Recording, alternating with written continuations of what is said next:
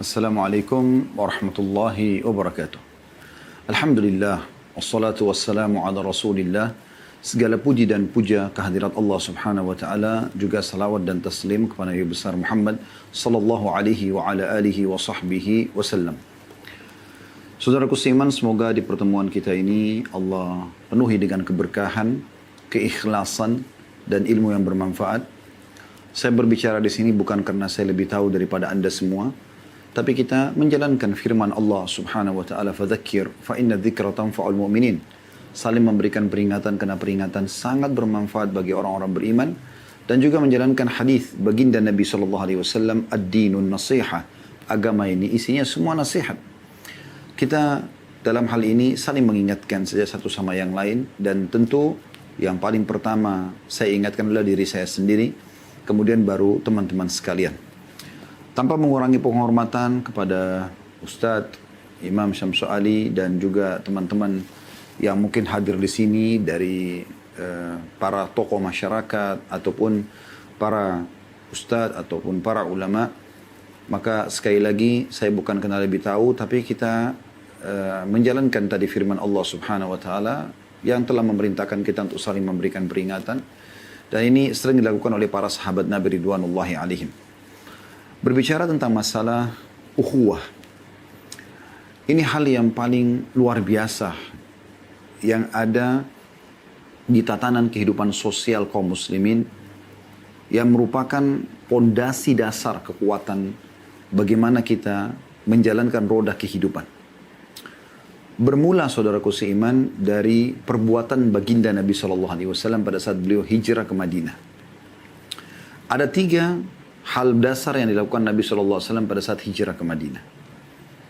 Dan ini bisa kita katakan pondasi negara dalam Islam sebenarnya. Karena beliau begitu hijrah ke Madinah, beliau bentuk ya pemerintahan Islam di sana. Yang pertama, beliau membangun masjid. Dan langsung 2 buah masjid. Masjid Quba dan Masjid Nabawi. Masjid Quba terlebih dahulu, beberapa hari kemudian baru Masjid Nabawi. Sehingga ada tempat ibadah rukun Islam yang kedua, sholat, dan merupakan simbol Islam di situ. Karena kita diwajibkan untuk sholat sehari 5 kali. Ya. Kemudian yang kedua, Nabi SAW menjalin namanya mu'akhah bainal muhajirin wal ansar. Mempersaudarakan antara penduduk setempat, dari penduduk Madinah terdiri dari 2 suku Arab, Aus dan Khazraj. Setelah Islam mereka dikenal dengan kelompok Ansar. Maksudnya penolong Nabi SAW. Dengan muslimin yang datang hijrah dari Mekah dikenal dengan muhajirin. Kalau kita mungkin penduduk pribumi, penduduk desa atau kota, dipersaudarakan dengan pendatang-pendatang.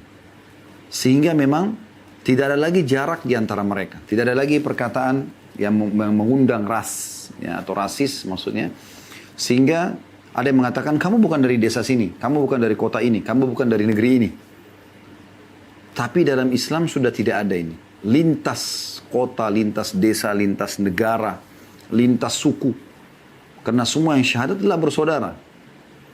Maka Nabi SAW persaudarakan antara muhajirin dan ansar. Sampai pada tingkat para muhajirin, para orang-orang muhajirin tidak merasa asing sama sekali di kota Madinah. Dan para penduduk Madinah sama sekali tidak merasa mereka adalah pendatang. Tapi mereka adalah saudara dalam Islam. Dan ini hal yang luar biasa. Sampai pada tingkat teman-teman sekalian, Anda bisa lihat dalam surah Al-Hasyr ayat 9, bagaimana Allah Azza wa Jalla menceritakan ya, kondisi penduduk asli Madinah, kalau kita bahasakan mungkin pribuminya ya, itu pada saat menyambut perintah Nabi SAW untuk mu'akhah ini, persaudaraan. Allah gambarkan dalam surah Al-Hasyr ayat 9, Anda bisa buka di aplikasi Al-Quran di handphone Anda. A'udzu billahi minasyaitonir rajim, walladzina tabawwa'ud dara wal imana min qablihim yuhibbuna man hajara ilaihim wa la yajiduna fi sudurihim hajatan mimma utu wa yu'thiruna ala anfusihim walau kana bihim khasasah. Al-ayah. Sampai sini saksi bahasan kita. Artinya, dan orang-orang Ansar, penduduk asli Madinah, terdiri dari 2 suku, Aus dan Khazraj. Setelah Islam namanya Ansar. Dan orang-orang Ansar yang menempati atau orang-orang penduduk Madinah yang menempati kota Madinah dan juga ya, mereka menempatkan iman dalam hati mereka. Sebelum datangnya para muhajirin, mereka sudah beriman. Mereka orang-orang Ansar mencintai orang yang hijrah kepada mereka atau para muhajirin. Dan mereka orang-orang Ansar tidak menaruh keinginan dalam hati mereka terhadap apa-apa yang diberikan kepada para muhajirin. Apapun yang Nabi berikan mereka terima. Bahkan mereka berbagi. Dan Allah memuji mengatakan, dan mereka mengutamakan para muhajirin atas diri mereka sendiri, sekalipun mereka dalam keadaan kesusahan. Saudaraku seiman, sudahkah Anda tahu kalau orang-orang Ansar di Madinah itu ada yang menghadiahkan rumah mereka kepada para muhajirin, dan jumlah muslimin pada saat itu yang hijrah ke Madinah kurang lebih 70 orang bersama Nabi SAW. Kurang lebih 83 orang yang lain itu ada di Ethiopia bersama Ja'far bin Abi Thalib radhiyallahu anhu ajma'in. Maka mereka ini tiba di Madinah sama sekali tidak ada yang terbengkalai. Semua rumah penduduk Madinah memperebutkan mereka. Dan betapa senangnya juga bangganya kalau ada rumah seorang Ansar yang dihuni oleh muhajirin. Sampai dinukil dalam buku-buku sejarah, buku-buku sirah Nabi SAW, setiap kali seorang muhajir yang tadinya numpang di rumah Ansar sudah merasa punya kemampuan dan mereka mau pindah, sudah mau beli rumah sendiri, sudah punya usaha sendiri, maka pemilik rumah dari Ansar itu menangis. Sambil mereka mengatakan, tolonglah, jangan keluar dari rumah kami. Tetaplah berusaha silakan, tapi tetap menjadi tamu di rumah kami. Saking luar biasanya mereka memahami makna persaudaraan itu. Jadi jangankan ada ya kebencian, pertikaian. Mereka bahkan takut kehilangan saudaranya. Karena mereka tahu persaudaraan dalam Islam bagian daripada ibadah. Diperintahkan oleh Allah Subhanahu wa ta'ala. Nanti kita akan kembali menjelaskan poin kedua karena ini inti bahasan kita. Kemudian pondasi yang ketiga yang Nabi SAW bangun di Madinah selain membangun Masjid Quba dan Masjid Nabawi, menjalin hubungan persaudaraan antara muhajirin dan ansar, dan yang ketiga adalah mu'ahadah, kesepakatan damai dengan orang-orang non-muslim untuk sama-sama jalan masing-masing dalam keyakinan lakum dinukum waliyadin. Waktu itu ada 3 suku Yahudi, Kainuqa, Nadir dan Quraidah, tidak saling mengganggu. Kalau ada yang menyerang Madinah sama-sama membela, seperti itulah. Dan berjalan sangat akur sampai suku-suku Yahudi ini berkhianat. Ada Kainuqa yang membunuh seorang muslim yang ada di pasar mereka. Kemudian Nabi SAW minta pembunuhnya, mereka tidak mau serahkan. Maka Nabi SAW mengepung mereka sampai akhirnya mereka mengalah dan mereka keluar dari kota Madinah dan mereka menuju ke Khaybar.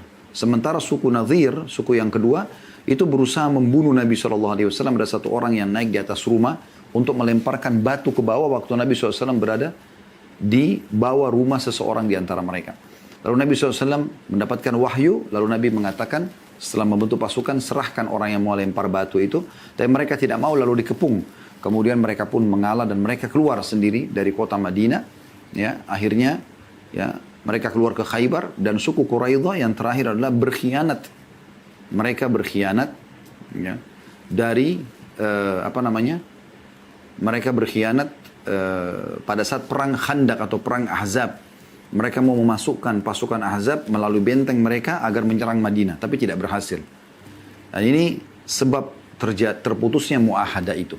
Tapi asal hukumnya kaum muslimin harus berbuat baik kepada orang non-muslim. Masuk dalam umumnya sabda Nabi SAW, khairun nasi anfa'um linnas. Manusia yang paling baik dari kaum muslimin adalah yang paling bermanfaat bagi orang yang lain. Orang muslim itu selalu kalau berada di sebuah lokasi, selalu rukun. Tidak pernah buat masalah. Memang itu dasar Islam. Dalam sebuah hadis yang sahih, kata Nabi SAW, al-mu'minu ilfun ma'luf. Orang mukmin itu selalu hidup rukun. Sama orang kafir, non-muslim, sama orang muslim, semua sama. Wala khaira fi man la ya'laf wa la yu'laf. Dan ketahuilah kata Nabi SAW, tidak ada kebaikan bagi orang yang tidak hidup rukun dan harmonis. Jadi sama orang non-muslim pun sama. Tidak ada orang Islam yang pertama mengganggu, tidak mungkin. Itu tidak mungkin, kecuali dia tidak memahami agama Islam. Kita lihat misalnya di negara-negara mayoritas muslim, kayak kita di Indonesia, kayak di Malaysia, kayak di Brunei, orang-orang non-muslim hidup bahagia. Tidak ada yang mengganggu mereka. Bahkan mereka bisa memegang roda perekonomian, mereka bahkan lebih mapan hidupnya, lebih terpenuhi daripada kaum muslimin. Sebagaimana di Indonesia sering kita lihat. Gitu. Orang Islam tidak mengganggu mereka. Dan itu dasar hukum agama kita. Baik, kita kembali teman-teman sekalian ke masalah poin kedua, pondasi yang dibangun Nabi SAW pada saat hijrah ke Madinah. Mari kita buka sama-sama teman-teman sekalian bahasan ukhuwah ini agar bisa lebih dalam kita membahasnya, lebih ke realita fakta lapangan. Kita buka surah Al-Hujurat, surah nomor 49, dimulai dari ayat 10-nya. Saya ulangi lagi, surah Al-Hujurat, surah nomor 49, ayat, mulai dari ayat 10 ya. Nanti juga ada ayat 11 dan ayat 12-nya. Saya akan bacakan, Allah berfirman dan kekal hukum ini dalam Al-Quran dan akan ditilawakan oleh orang-orang beriman sampai hari kiamat nanti. A'udzu billahi minasyaitonir rajim. Innamal mu'minuna ikhwatun fa aslihu baina akhawaykum. Wattaqullaha la'allakum turhamun. Orang-orang beriman itu sesungguhnya mereka bersaudara. Sebab itu damaikanlah, perbaikilah, ya, harmoniskanlah hubungan antara persaudaraan kalian itu. Dan takutlah kepada Allah. Jangan satu sama yang lain menzalimi, mengambil hak orang lain, mencaci, menghina, jangan mengganggu. Dan takutlah kepada Allah supaya kamu mendapatkan rahmat.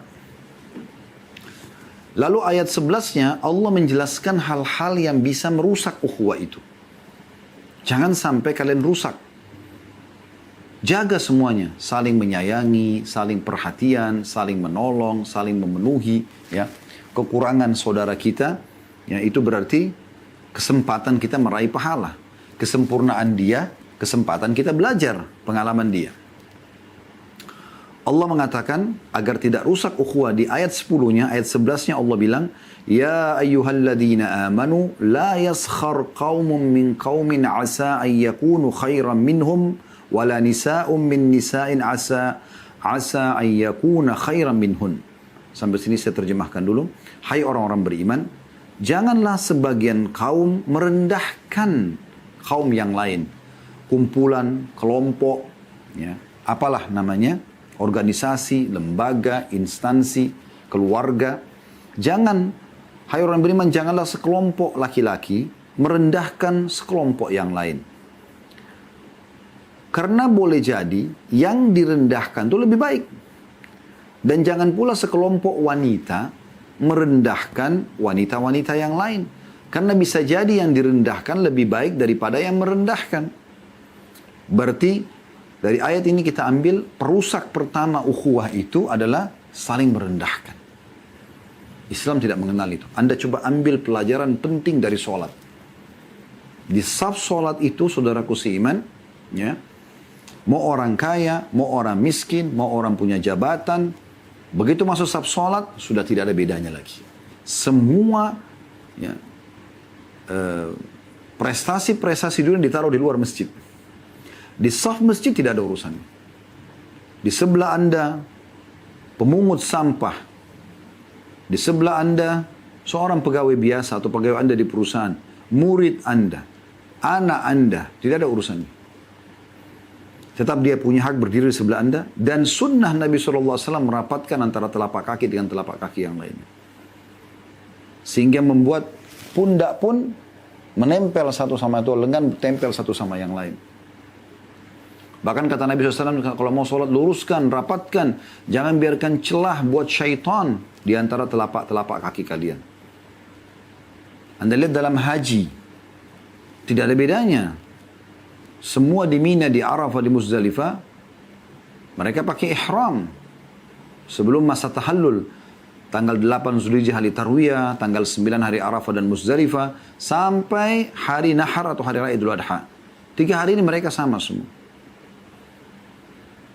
Mereka berada di lokasi yang sama. Mereka berpakaian ihram yang sama. Mereka melakukan ibadah yang sama.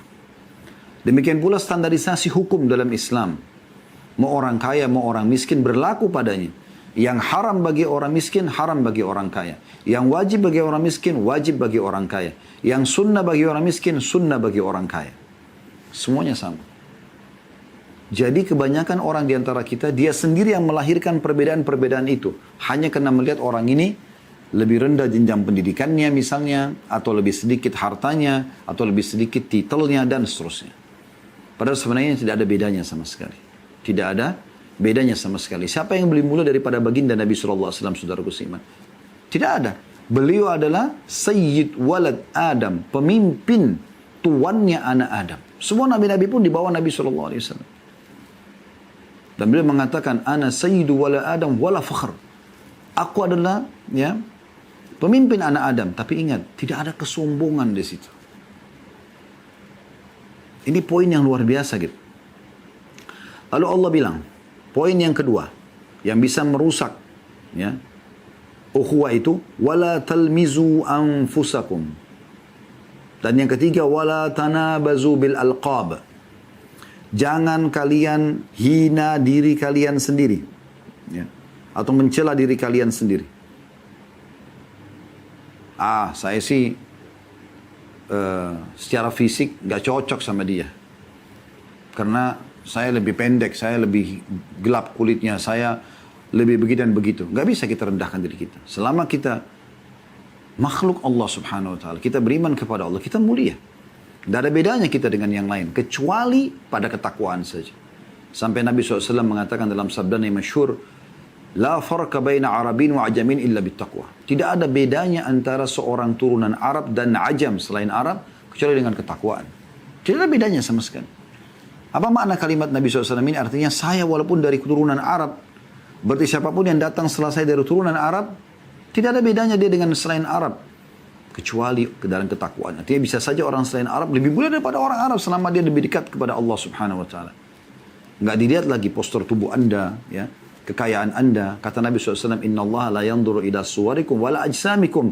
Allah nggak pernah melihat ke postur tubuh kalian dan paras wajah kalian. Walakin yanduru ila qulubikum wa amalikum. Tapi Allah melihat kepada hati kalian, niat-niat kalian, dan juga amal-amal kalian. Jadi ini harus dijadikan garis bawahi. Anda sama dengan muslim-muslim yang lain.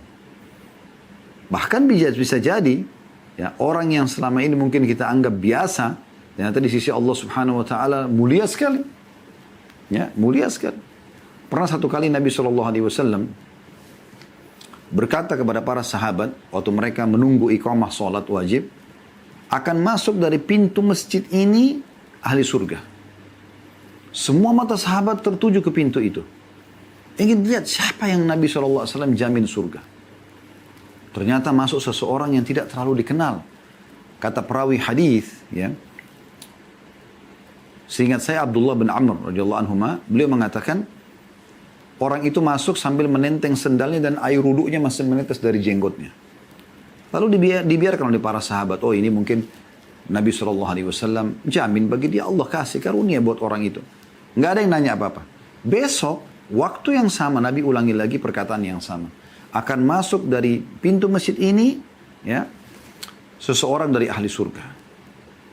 Semua mata menuju ke pintu itu, ternyata yang masuk orang yang sama kemarin. Sampai hari ketiga sama. Maka Abdullah bin Mas'ud, sahabat Nabi yang lain, Abdullah bin Amr, dia mengatakan, saya ingin bertamu ke rumah orang ini. Ringkas cerita, dia bertamu ke rumah orang itu, dia pengen tahu bagaimana ibadahnya sampai 3 hari. Ternyata Abdullah bin Amr tidak melihat ada Abdullah bin Amr, bukan Abdullah bin Mas'ud. Abdullah bin Amr radhiyallahu anhu, dia tidak melihat ada satu kelebihan istimewa dari orang ini. Bahkan dalam riwayat ini disebutkan, dibangun di solat malam, dia tidak bangun solat di waktu Abdullah bin Amr lagi nginap di situ. Dan Dia bilang cuma orang itu terbangun dan berzikir, tidur sebentar lalu kemudian azan subuh dia bangun lalu dia sholat. Artinya yang wajib dia kerjakan on time. Tapi sholat malam tidak ada sesuatu yang istimewa gitu, biasa saja. Setelah 3 hari dia mengatakan, saya sebenarnya datang ke sini menginap ini karena saya mendapatkan seperti ini. Nabi SAW menjamin Anda 3 hari surga. Apa yang Anda lakukan?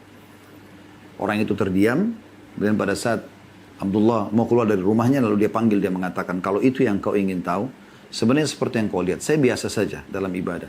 Tapi perlu kamu tahu, saya selalu membersihkan hati saya dari merasa benci dan iri kepada sesama muslim. Dibersihkan hatinya. Dan Allah juga mengatakan di sini pesan yang ketiga kembali kepada ayat wala tanabazu bil alqab, ya. Dan jangan kalian saling memanggil dengan gelaran yang mengandung ejekan. Diejek-ejek, apalah ejek fisik, ejek nama, ejek suku. Nah, ini hati-hati teman-teman sekalian. Kalau Anda punya masalah dengan satu orang itu saja. Jangan bawa-bawa yang lain. Itu aja belum tentu Anda benar gitu. Dia saja sendiri sudah cukup untuk menghabiskan seluruh pahala Anda. Tapi ada orang tidak. Dia tidak suka sama satu orang, lalu dia sebut. Misal contoh suami istri nih. Si suami marah sama istrinya atau istri marah sama suaminya. Atau suaminya lah mengatakan pada istrinya. Dia sudah marah lalu dia mengatakan, memang orang tua kamu itu tidak mendidik kamu. Perhatikan, dia mendatangkan orang lain. Orang tua berarti 2 nih, ibu bapaknya si istri. Berarti sekarang dia sudah punya masalah sama 3 orang. Ada orang lebih besar lagi. Memang keluarga kamu itu. Keluarganya berapa banyak ini? 300 orang misalnya. Emang suku kamu itu. Berapa banyak sukunya? Kalau dia beda negara. Emang orang negara itu. Misalnya kita kayak orang Indonesia. Memang orang Indonesia itu gini. Subhanallah 200 juta lebih. Dia siap bertanggung jawab depan Allah hari kiamat ini. Kenapa tidak kerucutkan pada satu orang? Dan kenapa kita tidak jadikan sebagai bahan introspeksi diri? Mungkin kita yang salah. Diam itu emas. Diam saja sambil muhasabah. Kalau benar Allah akan datangkan pembelaannya dan penolongannya. Jangan saling memanggil-manggil dengan ejekan, olokan. Dalam sebuah hadis yang sahih kata Nabi SAW, wahai orang-orang yang telah beriman dengan lisannya. Dia bilang saya muslim. Tapi belum masuk iman dalam hatinya. Ya. Jangan kalian sengaja mencari-cari kesalahan muslimin. Karena kalau kalian mencari-cari kesalahan muslimin atau mencari kesalahan saudaranya muslim, maka Allah akan mencari-cari kesalahannya. Dan kalau Allah mencari-cari kesalahannya, maka Allah akan permalukan dia walaupun dari dalam rumahnya. Hati-hati sekali. Hati-hati sekali. Jangan saling memanggil jelek. Ini juga termasuk orang tua pada anak. Anaknya gendut. Gendut. Nih. Kenapa? Kenapa diolok-olok? Ciptaan Allah itu. Kita tidak ada andil situ. Saya sama Anda, wahai bapak-bapak, cuma punya sperma, istri kita cuma punya sel telur dan rahim. Kita bukan pemilik anak itu. Yang bentuk alisnya, yang atur berapa bulu alisnya, bentuk matanya, hidungnya, segala macam organ tubuhnya, memberikan dia nyawa adalah Tuhannya Allah Subhanahu wa taala dan Tuhan kita semuanya. Hati-hati. Kemudian Allah SWT mengatakan, bi'salismul fusuku ba'dal iman, wa man lam yatub fa'ulaika humul zalimun. Kata Allah SWT, seburuk-buruk panggilan adalah panggilan yang buruk sesudah iman. Artinya mengucapkan hinaan-hinaan tadi itu. Setelah kalian sudah beriman, kenapa harus ada seperti ini? Dan barang siapa tidak bertaubat, setelah melakukan kesalahan-kesalahan tadi, maka mereka itu adalah orang-orang yang zalim. Pernah satu kali teman-teman sekalian terjadi, ada Jahjah. Jahjah ini adalah seorang orang bayaran Umar bin Khattab dari Muhajirin, mengambil air pada saat pulang dari perang Bani Mustalik bersama Nabi SAW. Entah kenapa cekcok sama seorang dari Ansar namanya Sinan. Cekcoklah tiba-tiba Jahjah mengatakan, wahai Muhajirin, tolong saya. Tiba-tiba Muhajirin kumpul di belakang Jahjah. Sinan lihat itu, Sinan bilang, wahai Ansar, tolonglah saya. Tiba-tiba beberapa orang Ansar berdiri. Mereka dengan pedang, baru pulang dari peperangan, ya, suasananya beda ini. Lagi berani-beraninya kita. Sampai mereka hampir saling menyerang. Seseorang sahabat yang masih ada iman yang imannya kuat dalam hatinya, langsung segera ke kemah Nabi SAW dan menyampaikan, ya Rasulullah seperti ini. Nabi SAW datang waktu lihat kejadian tersebut, wajah beliau memerah, marah karena kejadian ini. Dan beliau mengatakan, awada'wal jahiliyatu wa ana baina alhurikum. Apakah masih ada panggilan-panggilan jahiliyah seperti ini, sementara saya sudah ada di tengah-tengah kalian. Udah sampai kepada kalian keimanan, ukhuwah harus dijaga. Bukan marah beribut, bertengkar. Selanjutnya, di ayat 12-nya, Allah mengingatkan juga, supaya jangan merusak ukhuwah itu. Karena di ayat 10 tadi Allah mengatakan, innamal mu'minuna ikhwah. Baik. Orang-orang beriman adalah bersaudara. Di ayat 12-nya Allah mengatakan, selanjutnya yang bisa merusak ukhuwah itu, ya ayyuhalladzina amanu ijtanibu kathiran minadh-dhanni inna ba'dadh-dhanni itsm. Hai orang-orang beriman, jauhi prasangka-prasangka buruk. Karena sebagian besar prasangka adalah dosa. Tak usah prasangka buruk. Sangka baik saja. Dan ini pondasi dasar. Husnudzan. Sangka baik. Sampai pernah ada seorang sahabat gelisah karena janjian dengan sahabat yang lain. Lalu Nabi SAW tanya, kenapa? Dia mengatakan, ya Rasulullah janjian tapi belum datang orangnya. Kata Nabi SAW, iltamis li akhika udhra. Carikan alasan yang tepat untuk saudaramu. Jangan berprasangka buruk. Prasangka baik saja. Oh mungkin dia belum bisa. Oh mungkin dia lupa. Agar hati kita selalu bersih. Jauhi prasangka. Dalam riwayat hadis Nabi SAW, ya, ittaku al-dhann fa inna dhanna akdzabul hadis. Atau kama qala Nabi SAW. Jauhi prasangka buruk karena itu adalah sedusta-dusta pernyataan. Selanjutnya, Allah mengatakan, wala tajassasu. Merusak ukhuwah juga ini. Jangan memata-matai. Nggak usah mata-matai, nggak usah. Jangan cari-cari. Sampai kata Nabi SAW, kalau seandainya ada orang yang sengaja mengintip rumahmu, ya, lalu kau melempar ke arah matanya dengan sesuatu yang membuat matanya tercongkel, maka kau tidak berdosa. Enggak boleh tajassus. Ini kata Allah SWT, wala tajassasu. Kata Nabi SAW dalam hadis, la tajassasu. Jangan saling memata-matai. Nampak depan mata kita kemungkaran, ingatkan. Nampak kebenaran, ma'ruf, kita dukung. Yang kita tidak tahu, teman-teman sekalian, jangan cari tahu. Tidak perlu. Sengaja ngorek-ngorek permasalahan orang. Tidak perlu. Kalau ada orang konsultasi pada Anda itu lain. Dan Anda ahlinya. Kalau Anda bukan ahlinya, dari sekarang Anda sudah mengatakan pada saat dia mulai konsultasi, maaf saya bukan ahlinya. Jangan ikut-ikutan dengarkan permasalahan istrinya, permasalahan suaminya, permasalahan teman kantornya. Padahal Anda tidak tahu bagaimana memecahkannya gitu. Akhirnya Anda juga ikut-ikutan di situ nanti. Jangan ambil tugas malaikat. Suami Anda, wahai para ibu, sudah dijaga oleh Allah Subhanahu wa taala. Tuhan yang mengawasinya, tidak pernah tidur. La ta'khudhuhu sinatun wala naum, dalam ayat kursi. Allah tidak pernah ngantuk apalagi tidur. Ada malaikat di sebelah kiri kanan yang mengawasi dia, silih berganti, tidak pernah tidur. Sibukkan diri kita dengan hal-hal positif. Selanjutnya Allah mengatakan, wala yaghtab ba'dukum ba'dha. Jangan saling menggunjing, mencari-cari kesalahan, menceritakan aib. Ya. Lalu Allah mengatakan, ayuhibbu ahadukum ayyakula lahma akhihi maitan fakarihtumu. Apakah kalian mau memakan daging saudara kalian sementara dia sudah jadi bangkai dan kalian tidak menyukainya? Artinya orang yang menggunjing orang lain sama dengan memakan bangkai saudaranya muslim. Wattaqullaha innallaha tawwabur rahim. Oleh karena itu bertakwalah kepada Allah. Ya. Sesungguhnya Allah maha penerima taubat, lagi maha penyayang. Yang mau minta maaf, mau taubat, Allah terima. Dan Allah maha penyayang, setelahnya Allah tetap menyayangi dia kalau dia sudah meluruskan niatnya dan perbuatannya. Di ayat 13-nya, Allah mengatakan, Ya ayyuhan nasu inna khalaqnakum min dzakarin wa untha wa ja'alnakum syu'uban wa qabaila lita'arafu. Inna akramakum 'indallahi atqakum innallaha 'alimun khabir.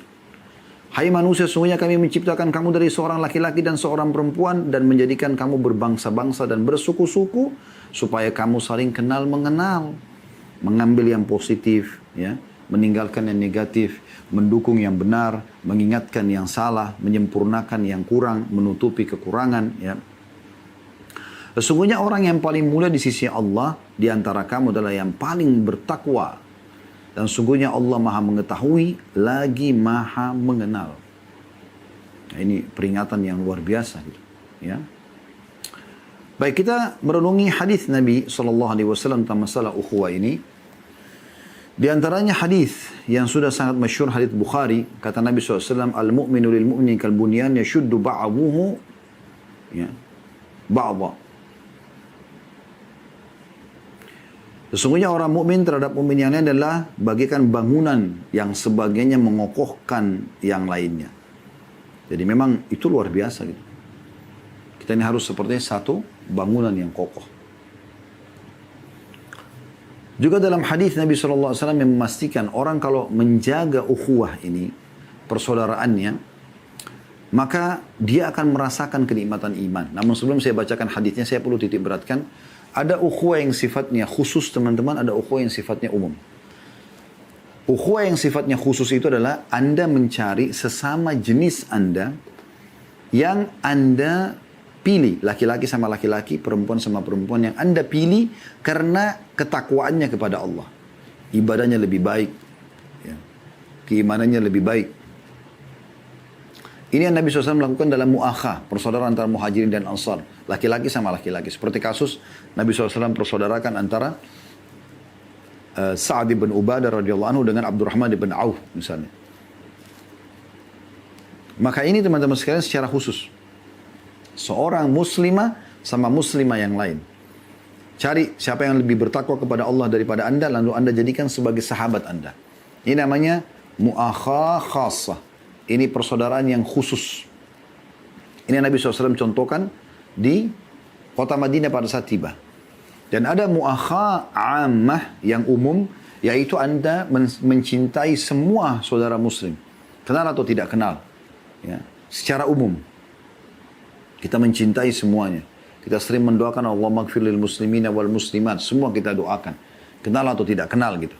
Ya. Nah ini jenis-jenisnya. Anda usahakan Anda punya khusus dan Anda juga secara umum mencintai kaum muslimin. Dan sunnahnya teman-teman sekalian, kalau Anda mengetahui seseorang yang lebih baik imannya, Anda datang dan mengucapkan di depan mata dia sambil Anda mengatakan, Inni uhibbuka fillah. Aku mencintai Anda karena Allah. Pernah ada sahabat sholatnya sangat khusyuk. Kemudian setelah beliau bubar sholat, selesai sholat, ada seseorang dulu di sebelah Nabi SAW mengatakan, Ya Rasulullah, saya cinta sama orang ini. Karena luar biasa gitu sholatnya. Kata Nabi SAW, kejar dan ucapkan di depannya. Sunnahnya begitu. Ya. Dan Anda kalau diucapkan, Uhibbuka fillah, aku mencintaimu karena Allah. Kalau laki-laki sama laki-laki, kalau perempuan sama perempuan, Uhibbuki fillah, ki. Kalau laki-laki, ka. Uhibbuka, kalau perempuan, Uhibbuki fillah. Maka dijawab, ahabbakallah alladhi ahbabtani fi. Semoga Allah mencintaimu yang kau mencintaiku karenanya gitu. Ini diantara sunnah-sunnah Nabi SAW. Baik, kita kembali kepada hadis tentang masalah keutamaan ukhuwah, baik yang khusus ataupun yang umum. Ya. Ada hadis Nabi SAW yang mulia, Thalathatun man kunna fihi wajada bihinna halawatul iman. Ada 3 golongan yang dapat merasakan manisnya iman. Nikmat sekali rasanya dia mengerjakan perbuatan itu karena ada keimanannya. Yang pertama, ayyakunallaha wa rasuluhu ahabbu ilaihi mimma siwahuma. Dia menjadikan Allah dan Rasulnya lebih dia cintai daripada selainnya. Wa yuhibbal mar'u la yuhibbu illa lillah. Dan dia tidak mencintai seseorang kecuali karena Allah. Wa an yakrah an ya'uda ila al-kufri ba'da an anqadhahu Allah minhu kama yakrah an yukdhafa finnar. Dan yang ketiga adalah seseorang yang tidak mau kembali kepada kekufuran, ya. Sebagaimana ia benci jika ia dilemparkan atau dicampakkan ke dalam api. Dalam hadis Bukhari. Ada satu kejadian unik teman-teman sekalian terjadi pada umat sebelum kita. Dan Nabi SAW ceritakan dalam hadis yang masyhur riwayat Imam Muslim. Anna rajulan zara akhan lahu, kata Nabi SAW. Anna rajulan zara akhan lahu fi qaryatin ukhra. Ada seorang laki-laki pernah menziarahi saudaranya yang lain berada di negeri, satu negeri yang berbeda atau satu kampung yang berbeda. Fa arsalallahu ta'ala ala madrajatihi, ya, ala madrajatihi malakan. Maka Allah mengutus di tengah jalan seorang malaikat yang menghadang dia. Falamma ata alaihi, ketika berjumpa, qala aina turid? Kata malaikat itu, kamu kemana? Qala uridu akhan li fi hadil qarya. Maka orang itu mengatakan, aku ingin bertemu dengan saudaraku di desa ini atau di kampung ini. Qala, malaikat itu berkata, hal laka min ni'matin tarubbuha alaihi? Apa kau punya sesuatu, ya, keuntungan yang kau ingin dapatkan dari dia? Atau ada hakmu ada sama dia gitu? Qala la. Enggak, sama sekali enggak ada. Ghaira annani ahbabtuhu fillahi ta'ala. Saya cuma mencintai dia karena Allah. Qala fa inni rasulullahi ilaika ukhbiruka bi anna Allah qad ahabbaka kama ahbabtahu fihi. Ketahuilah, kata malaikat, aku adalah utusan Allah yang datang kepadamu secara khusus untuk memberitahumu bahwasanya Allah mencintaimu, ya, sebagaimana engkau mencintai saudaramu karenanya, maksudnya karena Allah. Jadi Allah bisa mencintai kita. Di dalam hadis yang riwayat Muslim, di hari kiamat nanti, Allah subhanahu wa ta'ala akan mengiklankan di depan seluruh makhluknya sambil berkata, Ainal mutahabbuna bi jalali. Mana orang-orang yang saling mencintai karena aku? Al-yawma udhilluhum fi dhilli yawma la dhilla illa dhilli. Pada hari ini aku akan naungi mereka di hari tidak ada naungan kecuali naunganku. Bahkan dalam hadis yang lain, nanti akan ada orang-orang berada di mimbar-mimbar yang penuh dengan cahaya, ya, penuh dengan cahaya, yang akan dicemburui oleh para nabi-nabi dan para syuhada. Maka kata para sahabat, ya Rasulullah, sifhum lana, coba gambarkan kami siapa mereka itu. Kata Nabi SAW, orang yang saling mencintai karena Allah, saling menziarahi karena Allah, saling menasihati karena Allah, mereka semua karena Allah. Di dalam hadis yang lain riwayat Tirmidzi, baginda Nabi SAW bersabda, man 'ada maridan, siapa yang menjenguk orang sakit, au zara akhan lahu fillah, atau dia menziarahi saudaranya karena Allah, menjalin tadi ukhuwah yang Allah perintahkan persaudaraan. Nadahu munadin bi anna tibta wa taba mamsyaka wa tabawwa'ta minal jannati manzila. Artinya, berbahagialah kamu dengan perjalananmu ini, setiap langkahmu, dan kamu mendapatkan salah satu tempat di surga. Juga dalam hadis yang lain, perhatikan hadis demi hadis ini diriwayatkan oleh Al-Mundhir dalam kitab Targhib wa Tarhib beliau. Waqad su'ila an-nabiy sallallahu alaihi wasallam an afdhalil iman. Telah ditanyakan kepada Nabi SAW tentang iman yang paling afdal. Faqala an tuhibba lillahi wa tabghadu lillah. Engkau mencintai karena Allah dan engkau membenci karena Allah. Kalau orang itu baik segala macam, dia lakukan ketaatan kepada Allah, kita cinta sama dia. Kalau dia berbuat dosa, kita benci, tapi yang kita benci perbuatan dosanya sampai dia meninggalkannya. Kalau dia sudah taubat, kita sudah tidak membencinya lagi, karena kita benci perbuatannya. Qila wa madza ya Rasulullah? Wa madza ya Rasulullah? Maka dikatakan kepada beliau, lalu apa ya Rasulullah? Faqala an tuhibba lin-nasi ma tuhibbu li nafsik wa takrahu lahum ma takrahu li nafsik. Lalu setelah itu adalah hendaklah kau mencintai orang lain, muslim atau non-muslim, sebagaimana kau mencintai dirimu sendiri. Dan hendaklah kamu membenci bagi orang lain sebagaimana kau membenci bagi dirimu sendiri. Kita selalu jadi orang baik gitu, menjalin hubungan yang baik. Bahkan teman-teman sekalian, kalau kita bertemu sama muslim lalu salaman, laki-laki sama laki-laki, perempuan sama perempuan, kalau laki-laki sama perempuan tentunya mahram, ya. Sama jenis boleh langsung salaman. Kalau yang bukan mahram sebaiknya menghindari. Sebagaimana sabda Nabi SAW, inilah usafihun nisa, aku tidak menyalami wanita yang bukan mahram gitu ya. Juga beliau mengatakan, la yutu'ananna ahadukum bimikhyatin min hadid, khairun lahu min antamassa yadu imra'atun la tahillulah. Seseorang di antara kalian ditusuk dengan besi yang tajam, lebih baik daripada dia menyentuh yang bukan mahramnya gitu kan. Jadi kalau laki-laki sama laki-laki, perempuan sama perempuan, maka salaman itu umumnya gitu kan. Dan kalau perempuan sama laki-laki yang ada hubungan mahram ataupun suami istri. Kata Nabi SAW begini, kalau ketemu dan salaman. Idal taqal muslimani fatasafaha. Kalau dua orang muslim bertemu lalu salaman. Ghabat dhunubuhum min baini aidihim kama tasaqatat anis syajara. Maka dosa-dosa mereka hilang dari kedua tangan mereka bagai berjatuhannya dari pohon atau daun yang berjatuhan dari pohon. Jadi luar biasa gitu pengaruhnya ya, ukhuwah itu.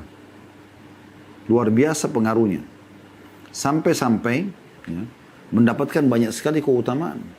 Banyak sekali keutamaan. Dan kita sudah tahu juga hadis Bukhari Muslim yang masyhur.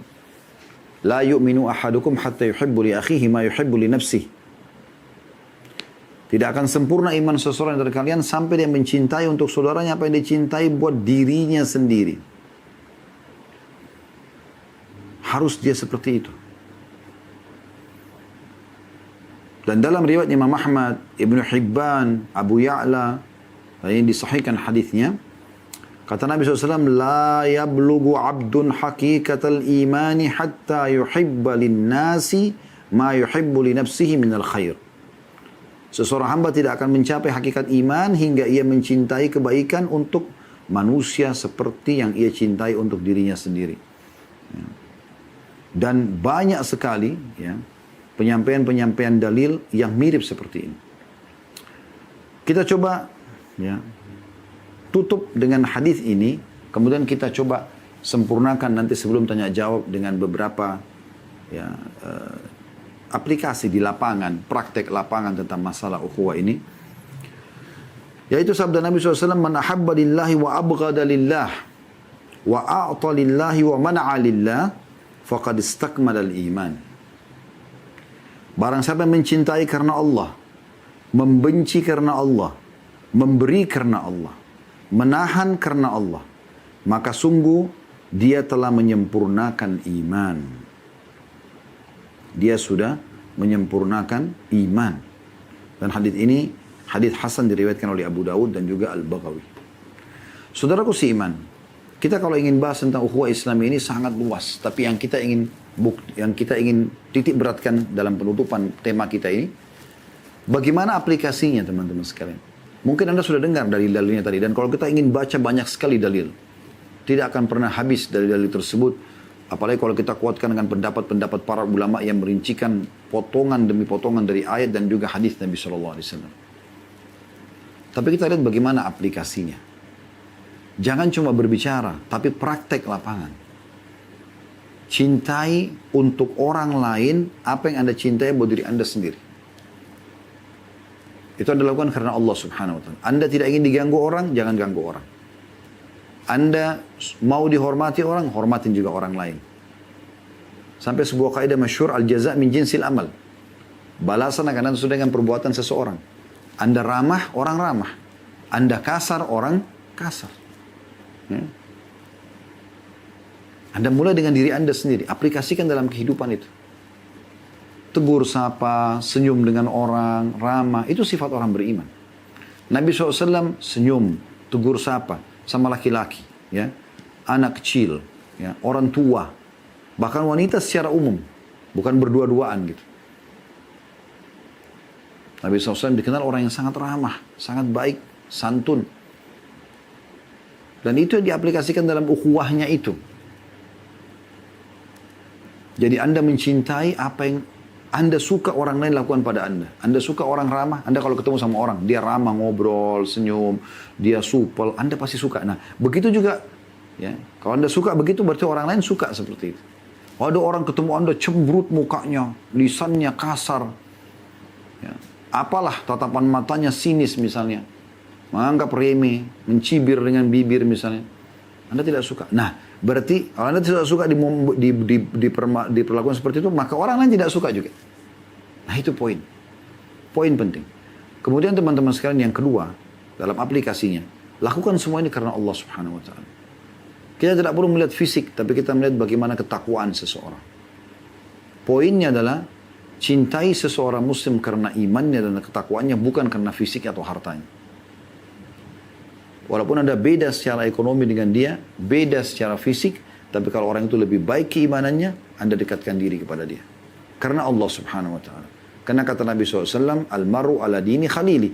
Seseorang sesuai dengan agama sahabatnya. Falyandur ahadukum ila may yukhalil. Maka pilih-pilih baik-baik, jeli, memilih orang yang kita dekati. Yang ketiga, berkorban untuk saudara. Pernah ada orang datang kepada Abdullah bin Mas'ud, dalam riwayat lain datang kepada Abu Hurairah radhiyallahu anhum ajma'in. Lalu di dua kasus yang berbeda, tapi kasusnya di dua orang yang berbeda tapi kasusnya sama gitu. Yang satu berkata kepada Abdullah bin Mas'ud, yang satu berkata kepada Abu Hurairah, tapi di tempat yang berbeda, waktu yang berbeda. Dua-duanya mengatakan, aku mencintai Anda karena Allah. Subhanallah, jawaban kedua sahabat ini sama. Abdullah bin Mas'ud berkata pada dia, pada orang yang mengatakan, saya mencintai kamu karena Allah, apakah kau sudah tahu syaratnya? Dia mengatakan belum. Abu Hurairah juga bertanya kepada orang yang mengatakan pada dia, saya mencintai kamu karena Allah, apa kau sudah tahu syaratnya? Orang itu juga mengatakan belum. Jawaban Abdullah bin Mas'ud dan Abu Hurairah sama. Dua-duanya mengatakan apa? Kantongku adalah kantongmu, kantongmu adalah kantongku. Maka kedua orang ini subhanallah jawabannya sama juga, walaupun orang yang berbeda gitu. Keduanya mengatakan, kalau begitu saya belum siap. Maka kata Abdullah bin Mas'ud dan Abu Hurairah, kalau begitu carilah orang lain. Artinya apa? Jangan cuma lisan, oh iya saya mencintai kamu kan, oh saudara saya muslim, tapi tidak ada kepedulian. Kalau kantong kita saja, artinya uang kita siap keluarkan untuk dia, kita bantu dia, kalau dia sakit kita jenguk, kalau dia sedih kita hibur. Ya. Itu saja kita lakukan, perintah bagian daripada agama. Maka bagaimana dengan saudara-saudara kita di India, saudara-saudara kita di pelosok muka bumi ini yang sedang tertindas? Mana kepedulian Anda? Minimal sisipkan dalam doa Anda. Tunjukkan kepedulian. Praktek lapangan. Jangan karena, oh di negara saya aman kok, saya nggak apa-apa. Enggak. Nabi SAW sudah mengatakan, orang mukmin itu seperti tanaman ya, yang saling, atau seperti satu jasad. Kalau satu luka, maka semuanya kena demam. Ini tangan kita kena sobekan pisau kecil atau silet. Ini yang sobek di sini, kecil. Tapi seluruh demam badan kita, seluruh tubuh kita bisa demam. Itulah ibaratnya orang beriman. Tidak bisa kan, oh itu kan muslim di India, nggak ada hubungannya sama saya. Saya kan di Indonesia, saya kan di Amerika, saya kan di Eropa. Enggak, bukan begitu saudaraku sekalian. Harus kita fahami masalah ini. Dan ingat, persaudaraan ini bukan terbatas pada sesama suku, sesama negara. Saya sudah katakan tadi, lintas semua itu. Saudara-saudara kita orang Indonesia yang mengikuti acara kita ini. Saya dengar ada dari Amerika, ada dari Kanada. Kita juga sekarang live di medsos kami di Indonesia. Kita bukan hanya lihat orang Indonesia saja. Siapa saja selama dia muslim saudara kita. Bahkan ada persaudaraan yang secara kemanusiaan. Kita pun teman-teman kalau disuruh benci dalam Islam kepada orang non-muslim, yang kita benci adalah kesalahan dia dalam pandangan agama. Misalnya kekufuran. Yang kita benci kekufurannya, bukan fisiknya. Makanya kita berusaha mendakwakan kepada dia Islam agar kekufurannya hilang. Kalau sudah hilang jadi saudara kita kan gitu. Dan kita tidak pernah disuruh membenci fisik. Makanya dalam Islam kalaupun ada jihad, tidak ada mutilasi. Orang menyerah pun kita terima sebagai tawanan. Dan Nabi SAW memerintahkan berbuat baik pada tawanan. Ini perlu difahami. Sehingga tunjukkan kepedulian Anda. Dalam doa, dalam bantuan sumbangan, harta. Ya, mungkin tenaga kalau dibutuhkan. Maka ini termasuk aplikasi dalam kehidupan kita saudaraku seiman. Dan ingatlah, hari ini Anda berbuat baik pada orang lain, besok orang lain pun akan berbuat baik pada Anda.